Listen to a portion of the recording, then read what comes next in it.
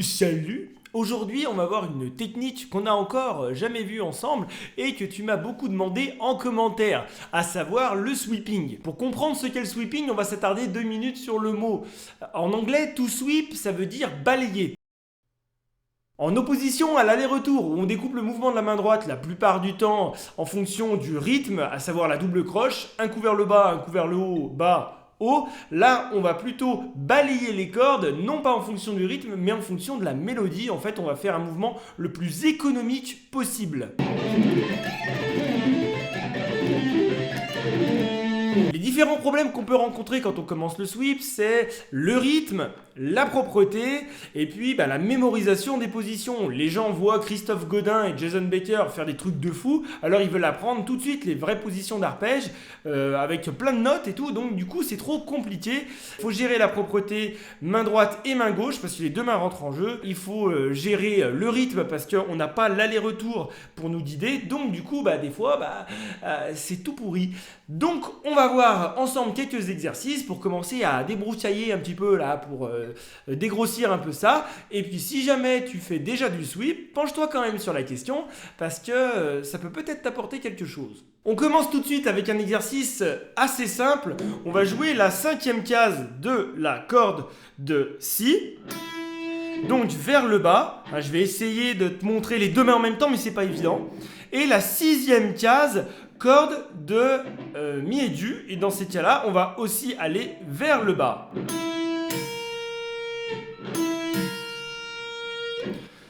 Ensuite, on remonte, donc on va doubler la note. Et on remonte encore. Donc du coup, on va avoir...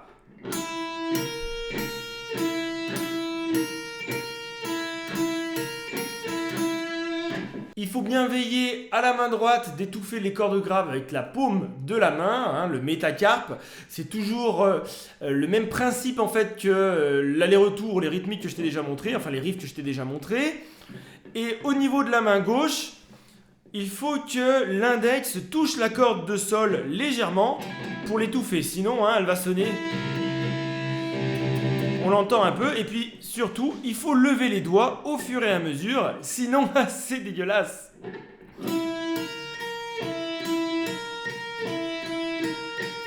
Ne lève pas trop les doigts non plus, parce que sinon ça va donner ça. On a tendance du coup à faire un pull-off avec la main gauche, et puis en plus, ça nous fait dépenser beaucoup d'énergie. Une fois que tu sais faire ça, tu vas inverser le mouvement au niveau des doigts de la main gauche, donc, sur le retour, donc ça va nous donner... Et ça te parle, c'est un exercice qu'on a déjà fait en aller-retour, sauf que là on fait bas, bas, haut, haut.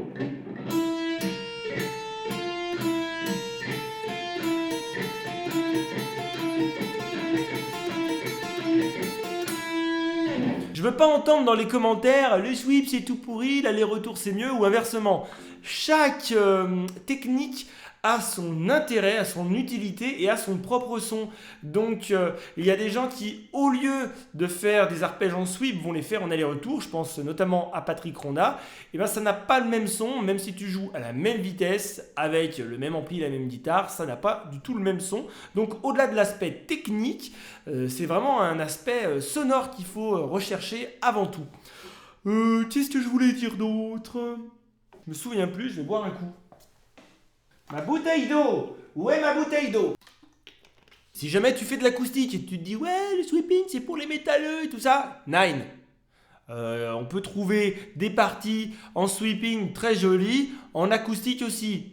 Et je t'invite à travailler dans ce sens pour élargir le champ de tes possibles. Une fois que tu maîtrises ça, comme d'habitude avec le pied et le métronome, sans le pied, sans le métronome, les deux, enfin bref, tu vas rajouter l'annulaire. Donc tu pars de la corde de sol.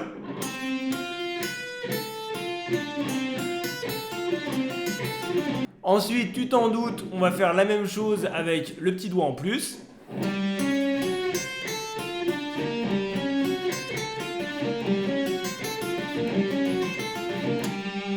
Et maintenant, on on arrive sur une position vraiment plus mélodique, une position d'arpège. On va jouer avec le petit doigt la 12e case de la corde de La. Ensuite, avec l'annulaire, on va jouer la 11e case corde de Ré.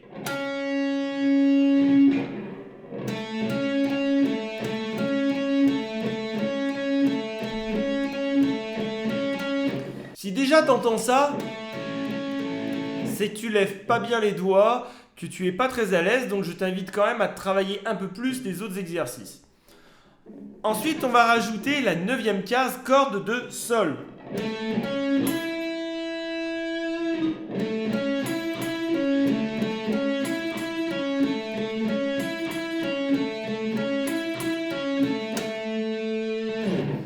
Ensuite, on rajoute la 10e case corde de Si.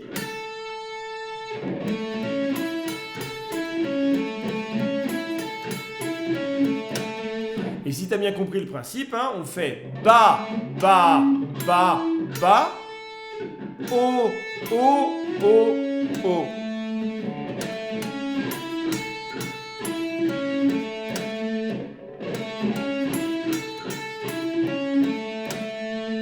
Je m'arrête une minute sur le geste du sweeping.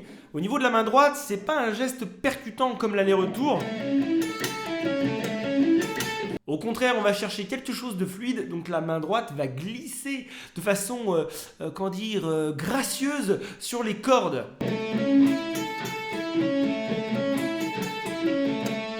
Ensuite, on rajoute la 9e case corde de Mi aigu. Et enfin, on va terminer par un hammer-on. Si tu as du mal avec les hammer-on, je t'invite à visionner tout simplement la vidéo sur les hammers et les pull-offs. Dans mon exemple, le hammer a la même valeur rythmique que les autres notes, donc évite de jouer ça. Mais joue plutôt ça. Arrivé ici, on va repartir dans l'autre sens, donc on va doubler la 12e case.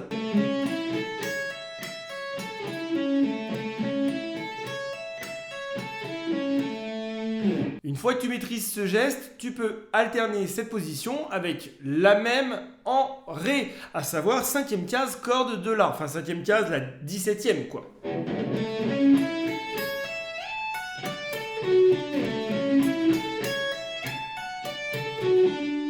Une fois que tu es à l'aise, accélère progressivement.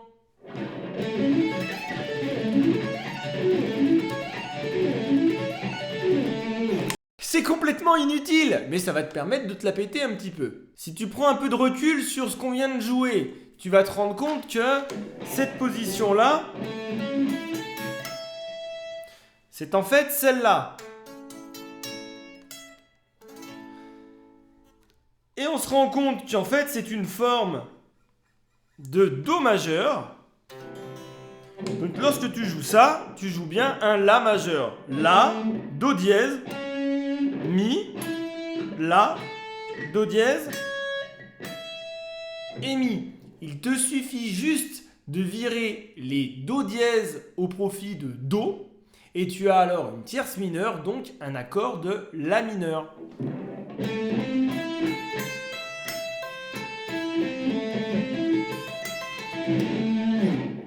Pareil, tu vas alterner avec une autre position, par exemple Ré mineur.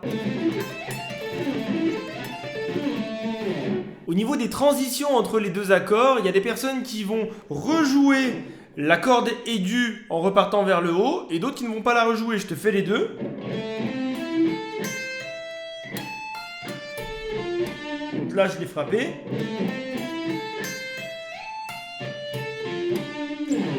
Je te conseille de travailler les deux et tu verras à l'usage avec quelle technique tu es le plus à l'aise. Une fois que tu es plus à l'aise avec ces positions, tu peux les alterner. Par exemple, faire La mineur, Ré mineur, Fa, Do, ça sonne très bien.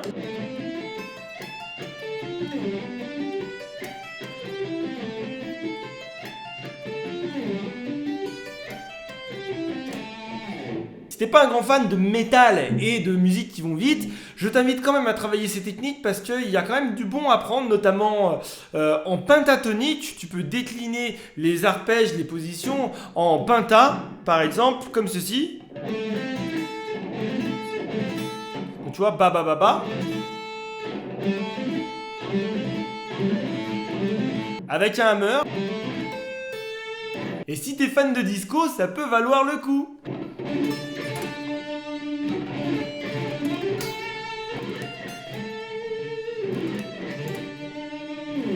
Tu joues ça à Tata Monique le soir du Nouvel An, elle va être super contente. J'espère que cette vidéo t'a plu. Si c'est le cas, bien sûr, un pouce en l'air, un partage et surtout tu t'abonnes si jamais ce n'est pas fait. Tu peux aussi me faire un don sur Tipeee. Il me semble que je t'ai tout dit. Sur ce, je te dis à très bientôt. Ciao!